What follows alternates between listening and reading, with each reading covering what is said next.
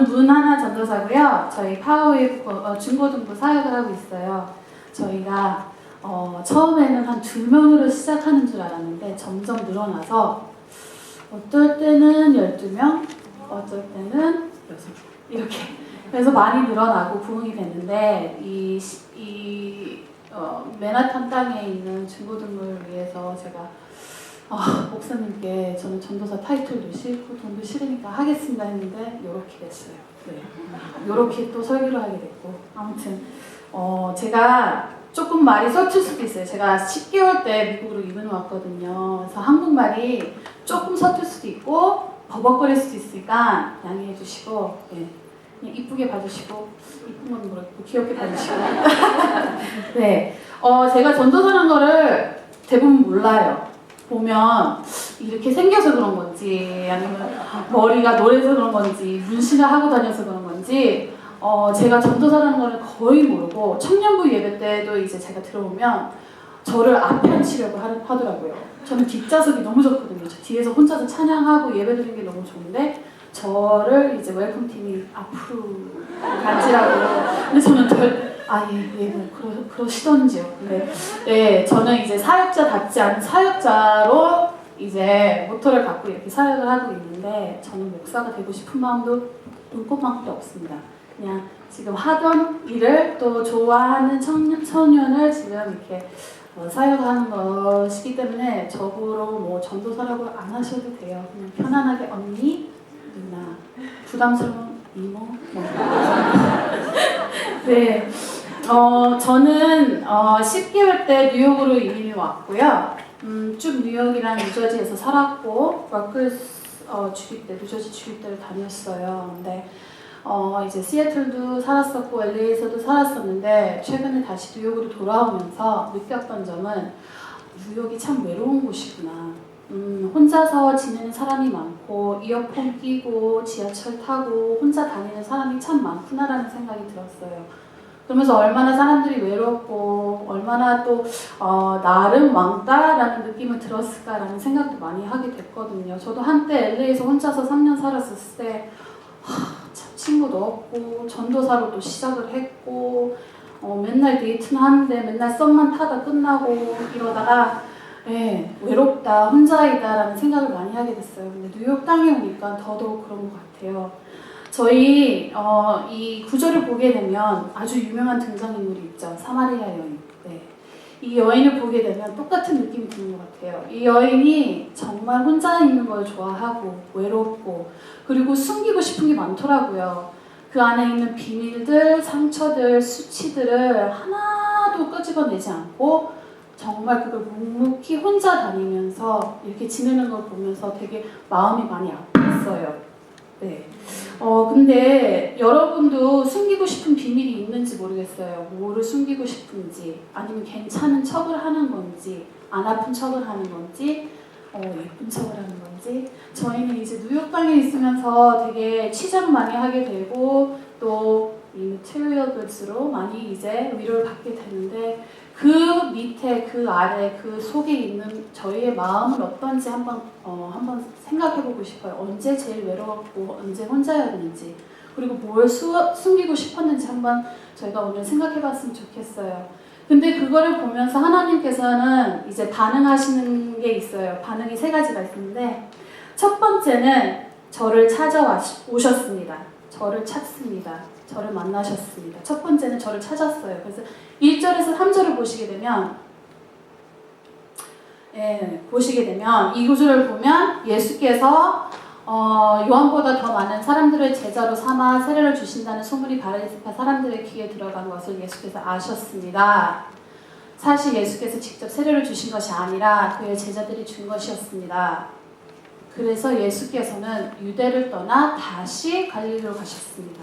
여기 보면 예수님께서 이제 유대를 떠나 다시 갈릴리로 가게 돼요. 근데 제가 지도를 하나 부탁을 했는데 그거 띄워주실 수 있나요? 네, 지도가 보이는지 모르겠네. 네, 보시면 저희 밑에 이제 영어로도 있어요. 죄송해요. 밑에 유대가 있어요. 저 초록색 화살표는 예수님께서 걸으신 그 길이에요. 근데 이 시대 때는 대부분 유대 사람들은 유대에서 갈릴리 아니면 갈릴리에서 유대로 갔었을 때는 저 사마리아 땅, 노란색으로 돼 있는 땅은 항상 피해 다녔어요. 피해 다닌 이유는 거기 사마리아에 있는 그 사람들은 유대인 사람들이 아니었어요. 혼혈이라고 할 수가 있죠. 부모 한 사람은 유대 사람이고 유대인이고 그리고 다른 한 사람은 이방인. 그래서 깨끗하지 않다, 더럽다라고 생각해서 일부러 저렇게 짧은 길이 있지만 저 길을 피해서 돌아서 갔어요. 저기 화살표가 이렇게 타다다다 이렇게 점으로 돼 있는 게 보면 대부분의 유대인 사람들이 갔던 길이에요. 하지만 예수님께서는 그 더러운 것을 보신 것이 아니라 사마리아라는 땅이 더러운 것이 아니라 그래도 묵묵히 꿋꿋이 저 땅을 건너서 이제 갈릴리로 가시기로 했어요. 근데 왜 그러셨냐면 저희가 이제 봤었을 때 더럽다고 생각했을 때가 많아요. 저희가 죄를 졌고 죄가 많고 저희 자신이 되게 수치스럽고 상처가 많다고 생각할 때가 많아요. 근데 예수님께서 보셨었던 거는 그 어느 누구든지 다 똑같다. 다 죄를 지었기 때문에 다 똑같다. 그리고 내가 너를 사랑하는 아들, 딸이다. 라고 말씀을 하셨어요. 그런 거를 봤었을 때는 예수님께서 피해 가시지 않고 쭉 올라가신 거죠. 네. 그렇게 쭉 올라가셨던 것은 정말 저희가 봤었을 때 예수님께서 저희를 얼마나 사랑하시는지 그 마음을 볼 수 있습니다. 근데 더 신기한 것은 6절을 보시면 사마리아 여인이 아무도 없을 때 우물로 가셨어요. 아무도 없고 그리고 낮 12시쯤에 갔어요. 저쪽 땅에 한 번도 선교를 안 가보신 사람들도 있을 거고 또 뭐 여행도 안 가겠죠 저쪽으로. 근데 저는 이제 터키랑 이란이랑 한번 이제 선교를 가게 됐는데 이란 같은 경우는 120 몇 도까지 올라가고 습기도 엄청나요. 근데 낮 12시에 저렇게 나간다면 정말 미친 짓이죠, 그죠? 여기 뉴욕 땅도 90도가 넘고 습기가 엄청나고 그리고 이제 한여름에 센트럴파크를 12시쯤에 나간다고 하면 정말 약간 그렇게 생각을 할 수 있겠죠. 근데 이 여인은 사마리아 여인은 알고 있었어요. 그 시간에 아무도 없을 거라는 것을. 우물에 아무도 물을 길르러 가지 않을 것이라는 것을 알고 있었기 때문에 그 시간을 택해서 그때 우물로 갔습니다. 근데 더 신기한 것은 예수님께서 세렌디피티 영화 보신 적이 있나요? 세렌디피티라는 거. 혹시 안 보셨으면 꼭 보세요, 여자들. 네. 운명적인 사랑에 대한 이 마음이 막 커집니다. 다 뻥이에요. 네. 세렌디피티라는 영화 봤을 때 그냥 우연히 마주쳐서 몇 년 뒤에 어쩌고저쩌고 사랑 어쩌고저쩌고 하는데 예수님은 그 모든 것을 제거하고 알고 가셔서 미리 가셔서 기다리고 계셨어요. 예수님께서는 왔어? 이게 아니라 거기서 기다리고 계셨어요. 먼저 가서 기다리고 계셨다는 거예요. 근데 그 시간에 그 사마리아 여인이 우물로 올 것이라는 것도 너무 잘 알고 있었기 때문에 그렇게 갈 수 있었다는 거예요. 그 우물에 간 예수님은 그 사마리아 여인만을 위해 간 것이 아니라 여기 있는 모든 사람들을 위해서 갔을 거라고 믿습니다. 저희가 제일 힘들고 아프고 수치스럽고 정말 끄집어내기 싫은 그런 상처들도 하나님께서 아시기 때문에 찾아가신다고 저는 믿고 있어요.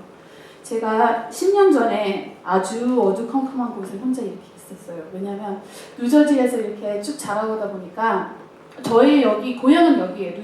뉴욕 뉴저지인데 10년 이제 대학교 졸업하고 나서 저희 가족이 다 시애틀로 이주하게 됐어요. 다 이사 가게 돼서 이제 그 시애틀에서 비가 많이 온다는 얘기가 있죠. 네, 365일 100일만 빼고 매일 비가 옵니다. 네, 우울해요. 매일 비가 와서 우울해요. 우산 들고 다니지 않고 매일 그냥 우울해요. 네, 그런 우울한 땅 가운데 친구 하나 없고 바라볼 곳은 저희 가족밖에 없었는데 엄마, 아빠, 동생, 오빠밖에 없었는데 그 시간 한 2달이 지나지 않은 그 시간 동안 제가 일 갔다가 왔는데 집으로 왔는데 저희 아빠가 모든 짐을 싸시고 나가셨어요. 집을 나가셨어요. 나이 23, 클 만큼 크고 볼 거 다 보고 이제 성숙했다고 생각했는데 그때부터였었는지 심한 우울증에 빠지기 시작했어요. 한 3년 동안 좀 알았고 몸은 이따시만하게 되고 머리는 절대 자르지 않고 그때는 염색도 안 해서 까맸고 하여튼 별로 안 좋았어요. 상태가 안 좋았었어요. 3년 동안. 근데 그 시간을 통해서 예수님께서 계속 저에게 다가오셨던 거예요. 저를 만나셨어요. 3년이 지나고 나서 제가 거울을 한번 봤는데 계속 거울을 안 보게 되니까 우울증이 있으면 거울을 보게 됐는데 제 모습이 더 이상 아니더라고요. 머리는 아주 그냥 살은 아주 그냥 하여튼 제 모습이 아니어서 울기 시작하고 그때부터 정신 차려야 되겠다. 내가 다시 내 삶을 찾아야 되겠다 하고 열심히 살 빼고 돈 벌고 차를 사고 이러면 되는 줄 알았는데 그게 아니더라고요. 그래서 교회를 다니기 시작하면서 예수님을 진정으로 만났어요. 지금 돌아보면 그 거울 봤던 시간이 아마 예수님께서 계속 저를 기다리고 계셨던 것 같아요. 하나야 나 여기 있다. 하나야 나 여기 있으니까 나만 바라봐라 라고 하셨는데 저는 그걸 무시하고 듣지도 못하고 계속 심한 우울증에 빠지고 있었어요. 근데 지금 돌아보면 그 순간이 아니었더라면 지금 내가 있지 않고 하나님을 만나지 않았겠다. 이런 얘기를 이렇게 나눌 수 있는 것은 저는 이제 회복이 되었기 때문에 예전에는 엄청 울었어요. 간증하면서 꺼이 하고 울었는데 지금은 회복이 있고 그 안에서 하나님께서 저를 만나주셨다는 믿음이 있기 때문에 이렇게 설 수 있습니다. 여기 있는 여러분들도 어떤 것 때문에 힘들어하고 어떤 것을 숨기고 어떤 것 때문에 수치스러워 하시는지는 모르겠지만 그 비밀을 너무 이렇게 감싸지 마시고 하나님께서 예수님께서 만나주신다고 기다리고 계시니까 만났으면 좋겠습니다. 두 번째는 하나님께서 어떻게 반응하셨냐면요. 하나님은 저를 아신다고 하셨어요.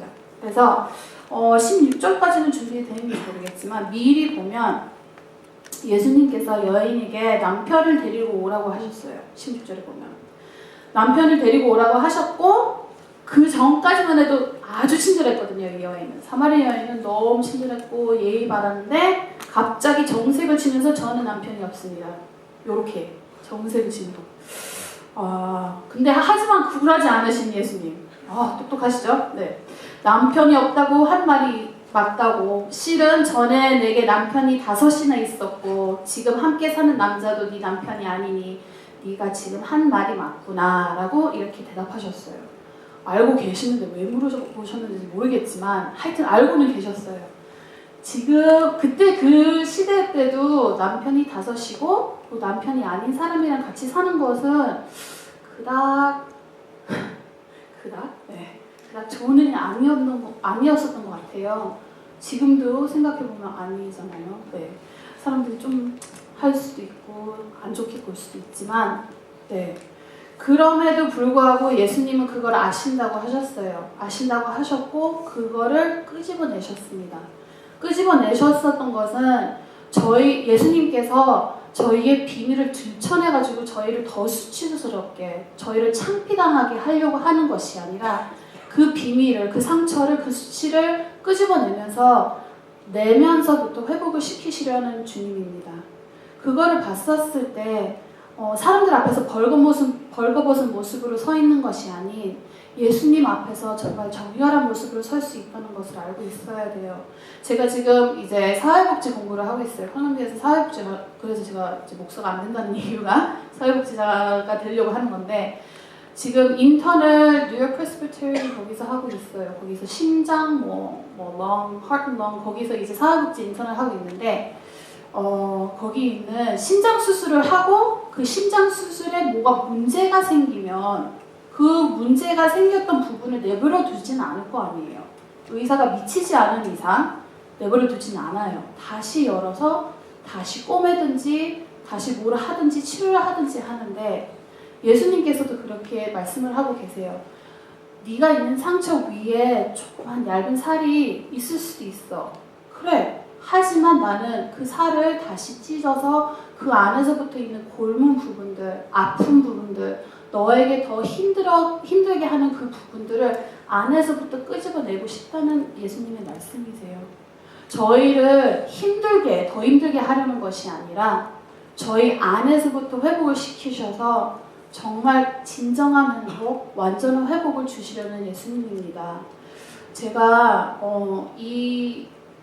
만약에 이렇게 칼에 베었어요. 칼에 베우고 냅두면 그거는 정말 안 되는 일이잖아요. 칼에 베어서 그거를 소독하지 않고 치료하지 않고 가만히 냅둔다면 정말 무슨 일이 일어날지 모르겠어요. 정말 손가락을 자르러 가야 되는 건지 말아야 되는 건지. 하지만 아프더라도 그 부분이 너무 아프더라도 그 들춰내는 그 프로세스가 너무 힘들더라도 하나님께서는 나는 정말 너에게 진정한 회복이 있길 원하기 때문에 그 상처까지 내가 미안하지만 터뜨려야 되겠다. 미안하지만 그 비밀을 네가 입 밖으로 내보내야 되겠다라고 말씀을 하세요. 저는 이제 워크스를 다니까 여기 뉴욕에서 한 30분 차로 제가 이제 80을 다니면 30분이에요.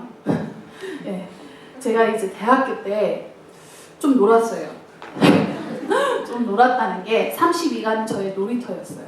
네, 32가 딱 가면 오빠들 바에 있는 오빠들이랑 하이파이브 하면서 오빠 잘했었어 뭐 이런 식으로 다니고 지금은 첼시지만 그때 이제 한참 핫했던 NP라는 클럽도 있었어요. 그 클럽에 첼시가 많이 변하긴 변했더라고요. 10몇 년 전보다는 너무 좋아졌는데 그 클럽에 맨날 왔어요. 클럽 닫는다는 소식을 듣고 일 갔던 적도 있고요. 네, 근데 이제 그렇게 놀던 때가 있었어요. 근데 저는 그때가 지금 생각해보면 그 돈으로 진짜 차 몇 대를 살 수 있었을 텐데 담배를 12년 동안 폈었으면 정말 집 한 채를 살 수 있었을 텐데 라는 생각을 많이 하게 돼요. 근데 그때 잠시 그 쾌락 때문에 술 마시고 약간 담배 피는 아니면 잠시 마약도 해봤고 뭐 별의별 짓 다 했어요. 진짜 별의별 짓 다 했는데 그럼에도 불구하고 그 쾌락은 잠시뿐 그 다음날 더 썩은 모습으로 더 안 좋은 모습으로 제가 일어나 있더라고요. 가끔씩 이제 이세영 목사님이나 홍세관 전도사님 잘 모르겠지만 이세영 목사님은 뭐 내가 한번 반지하 쳐들어간다 이러시잖아요. 그러셨죠? 아마 그러셨을 거예요. 맨날 청년부회 예배 때 그 말씀하시거든요. 근데 저는 언젠간 쳐들어간다 이게 아니에요. 저는 거기 앉아 있습니다. 네, 저는 테이크31 요즘 반지하가 좀 줄이 많이 줄었더라고요. 네, 30분도 안 돼서 들어가서 앉아 있더라고요. 네, 반지하 왜 가냐? 찜닭이 맛있어서. 테이크31은 왜 가냐? 계란말이가 맛있어서. 네, 조심하세요. 네, 다 알고 있어요. 지금 다 봤어. 스캔했어. 네. 제가 한번 테이크31 문 앞쪽에서 막 열심히 친구들이랑 치킨 먹고 뭐 계란말이 먹고 주먹밥 먹고 이러고 있는데 저희 교회 사람 4명 봤어요. 네, 조심하세요. 그 잠시뿐인 그 쾌락 때문에 저희가 낭비하고 있는 건 아닌지, 시간을 낭비하는 건 아닌지, 저희 건강을, 저희 생각을, 저희 마음을 낭비하는 건 아닌지라고 생각을 많이 하게 돼요. 만약에 제가 지금 대학생이었었고 똑같은 얘기를 들었더라면 너나 잘해 라고 얘기했었을 거예요. 괜찮습니다. 저도 그랬으니까. 하지만 제가 얘기하고 싶은 거는 정말 그 잠시 쾌락 때문에 저희가 그 상처가 아물지 않는다는 거예요. 저희 마음 가운데 있는 많은 상처들, 비밀들, 수치스러운 것들이 그 잠시 쾌락으로 치료가 되고 회복되는 것이 아니라 정말 오직 예수로 그 모든 것이 치료가 됩니다.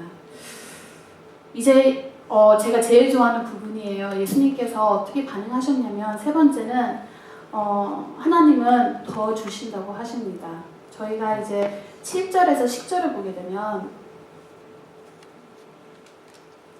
한 사마리아 여인이 물을 길러 나왔습니다. 예수께서 여인에게 말을 거셨습니다. 내게 물을 좀 떠주겠느냐?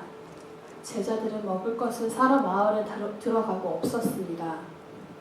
사마리아 여인이 예수께서 말했습니다. 당신은 유대 사람이고 저는 사마리아 여자인데 어떻게 제게 물을 달라고 하십니까? 당시 유대 사람들은 사마리아 사람과 또 과는 상대도 하지 않았기 때문입니다. 예수께서 여인에게 대답하셨습니다. 내가 하나님의 선물을 알고 또 물을 달라고 하는 사람이 누구인지 알았다면 도리어 네가 그에게 부탁을 했을 것이고 그가 내게 생수를 주었을 것이다. 네. 이 대화의 내용을 한번 볼게요. 흐름이 어떻게 되냐면 예수님께서 사마리아 여인에게 딱 한마디 해요. 물을 달라고. 물을 달라고 하는데 보통 사람은 물을 달라고 하면 세 가지 대답이 있습니다. 예, 아니요, 네가 떠다 마셔. 세 가지의 이제 대답이 있는데 이 대화의 내용을 보시게 되면 예수님께서 물을 달라, 여인은 왜요? 예수님께서 물을 주기 위해서. 약간 이상해요. 둘이 벽 보고 대화하는 것 같이. 물을 달라? 왜요? 물을 주게. 이상하잖아요. 제가 아무리 생각해봐도 묵상을 해봐도 이 대화의 내용은 이상하더라고요. 물을 달라? 왜요? 물을 주게. 그래서 제가 곰곰이 생각해보고 곰곰이 묵상을 해보고 이게 제가 몇 년 동안 연구해본 결과 예수님께서 물을 달라? 왜요? 더 좋은 것을 주기 위해서 라고 하셨어요. 물을 달라? 왜요? 생수를 주기 위해서. 물을 달라? 왜요? I'm going to give you living water 라고 말씀을 하셨어요. 모태신앙인 저에게는 하나님이 수도 없이 물어보셨어요. 달라고. 생명을 달라고, 삶을 달라고, 사랑을 달라고. 계속 달라고 하셨어요. 2007년에 참 천만다행이죠. 2007년에 하나님께서 다시 한번 물어보셨습니다. 하나야, 너 나에게 네 생명을 줄 수 있겠니? 저도 아주 네 가지 없게 왜요? 라고 했어요. 그러더니 하나님께서 너에게 영원한 생명을 주기 위해서다. 나에게 사랑을 줄 수 있겠니? 왜요? 사랑을 주기 위해서. 나에게 섬김을 줄 수 있겠니? 왜요? 섬김을 주기 위해서. 나에게 꿈을, 너의 비전을, 너의 시간을, 너의 돈을, 너의 배우자의 기도를, 너의 찬양을, 너의 섬김을. 왜요? 더 좋고 더 큰 것으로 주기 위해서 나는 달라고 한다고 말씀하셨어요. 그랬었을 때 처음엔 진짜 힘들었었어요. 처음에 삶을 드리는 것은 쉽잖아요. 네. 뭐 구원 받았으니까 난 이제 새 생명이 있다. 근데 그 이후로 달라는 게 너무 많으시더라고요. 이거 달라, 저거 달라, 저거 달라, 이거 달라. 끊임없이 지금 2007년서부터 지금까지 7년 몇 개월이 됐어요. 하여튼 오래됐어요. 이거 달라, 저거 달라, 저거 달라, 이거 달라. 그럴 때마다 저도 네 가지 없이 다시 한번 알면서도 다시 한번 물어봅니다. 왜요? 왜요? 아, 왜요? 아, 왜요? 짜증내면서 왜요?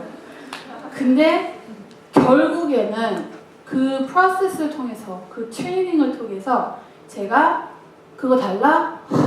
조금 버팅겨요. 왜요? 저 알아요. 준다는 거 압니다. 그래서 주게 돼요. 이제는 서슴없이 주게 됩니다. 왜냐하면 저는 하나님께서 더 좋은 것으로 준다는 것을 확신하기 때문입니다. 그 더 좋은 것을 위해서 하나님께서는 제일 좋은 것을 저에게 주셨어요. 그 제일 좋은 것은 예수 그리스도입니다. 예수 그리스도의 십자가, 그 보혈의 피, 그 죄사함, 그 섬김, 그리고 부활, 그리고 저에게 죽음을 이길 수 있는 승리까지 주셨던 하나님입니다. 주시는 하나님입니다. 하나님께서 저에게 달라고 하는 건 정말 사소한 일이고 정말 조그만 것이지만 하나님께서 저희에게 도리어 준다는 것은 엄청나게 큰 거고 형언할 수 없는 그 사랑이에요. 제가 그걸 알았었을 때, 제가 지금 나이 33이고 아직 이제 썸만 타는 단계잖아요. 그것도 달라고 하셨어요. 너의 배우자를. 이것만은 안 되는데. 근데 그것도 결혼한다는 얘기는 아니에요.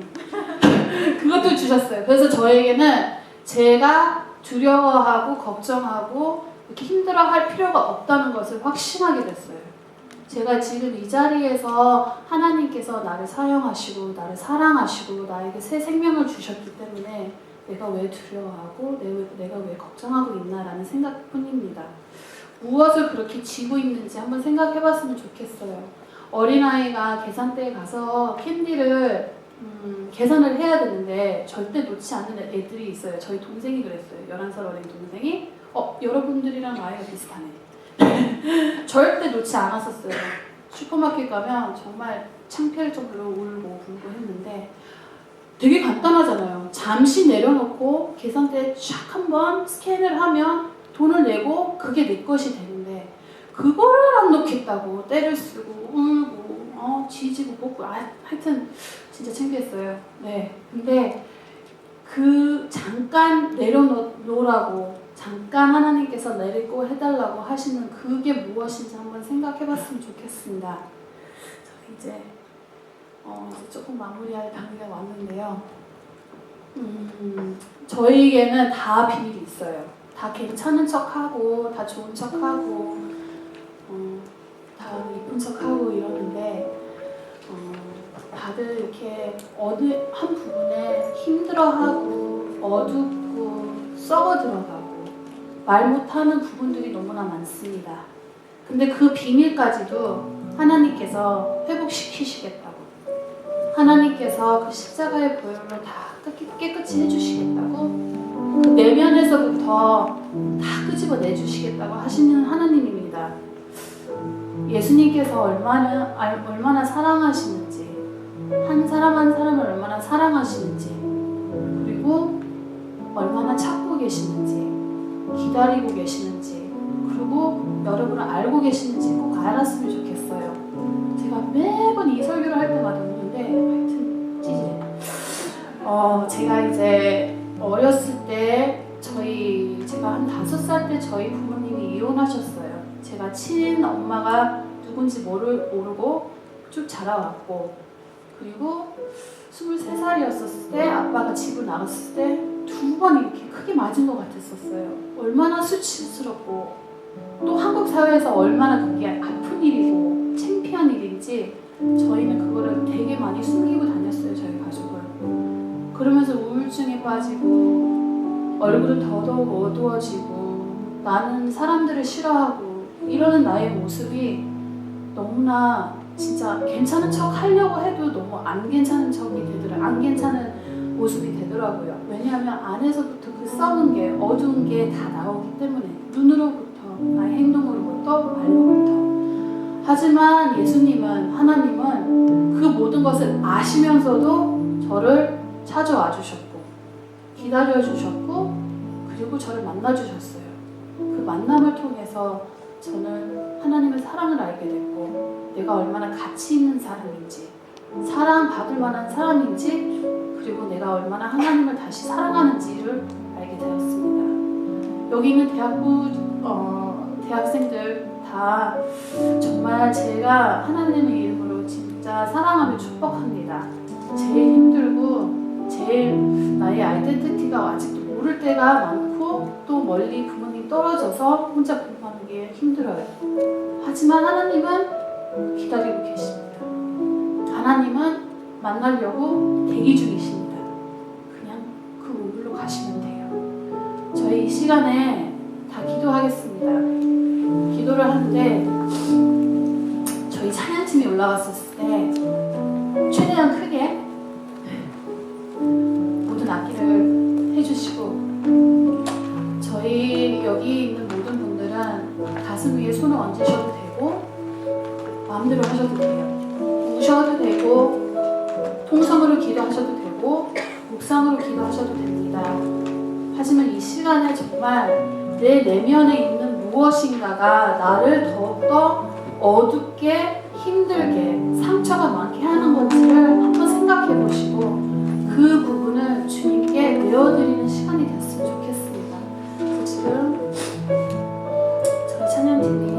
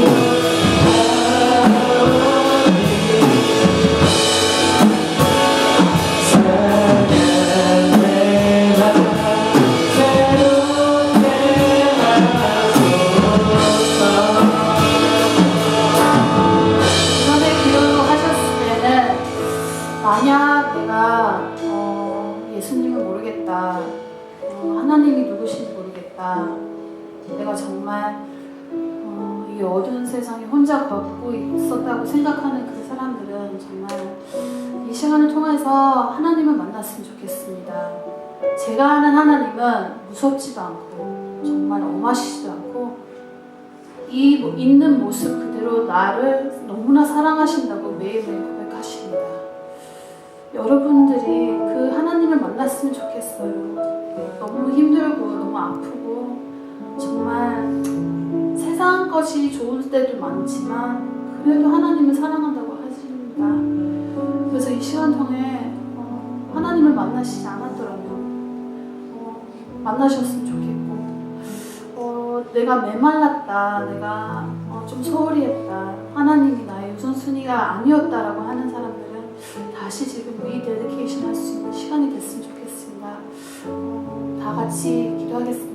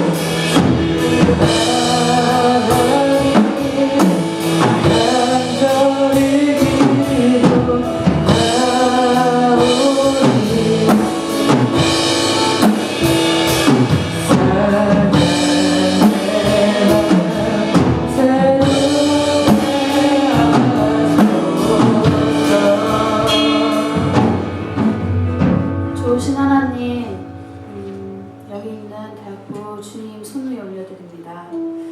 만나주세요. 회복시켜주세요. 안아주세요. 그리고 그 사랑을 느낄 수 있게 해주세요. 너무나 감사드리며 함께 주 예수 그리스도 이름으로 기도드렸습니다. 아멘.